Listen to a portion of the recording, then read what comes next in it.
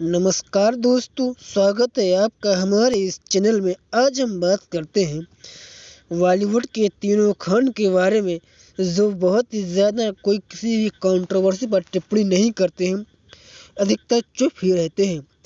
हाल ही में आपने देखा होगा कि अफगानिस्तान में तालिबान की सत्ता पर वापसी के बाद भारत के कुछ मुस्लिमों ने बयान दिए हैं। कुछ मुस्लिमों ने इनका सपोर्ट किया है तो कुछ ने इनका विरोध किया है। उनमें से एक एक्टर्स है बॉलीवुड का एक्टर नसरुद्दीन शाह, जिसने तालिबान को सपोर्ट करने वालों को गलत बोला है। उसकी वीडियो बहुत वायरल हुई। अब उसने कुछ ऐसा बोला है कि क्यों तीनों खान किसी भी कंट्रोवर्सी पर अपना स्टेटमेंट नहीं देते हैं।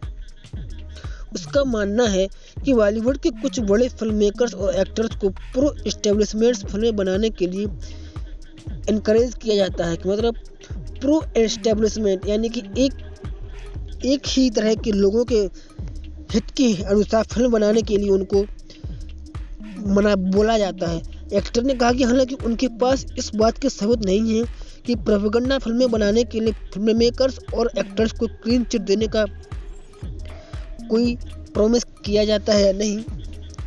जिस तरह से आजकल की फिल्में बन रही हैं, उससे यह स्पष्ट है कि किसी न किसी तरह की बॉलीवुड में कोई कंट्रोल कर रहा है। आपने देखा होगा कि जैसे ही अफगानिस्तान में तालिबान की वापसी होती है तो उत्तर प्रदेश का देवबंद का जो उलेमा का जो इंस्टीट्यूट है, उसने उसका समर्थन किया। हालांकि कुछ लोगों ने इसका विरोध भी किया।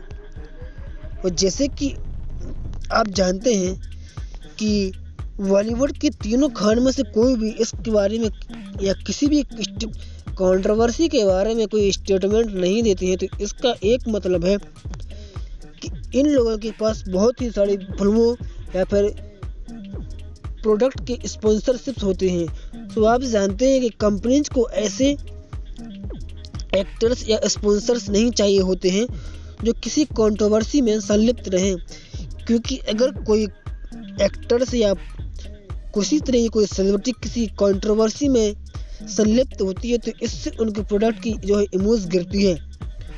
और आप जानते हैं कि इस समय भारत में सबसे ज़्यादा इमेज वैल्यू स्पॉन्सरशिप के मामले में मिले विराट कोहली, अनुष्का शर्मा, तीनों खान, अमिताभ बच्चन, इनकी बहुत ज़्यादा है।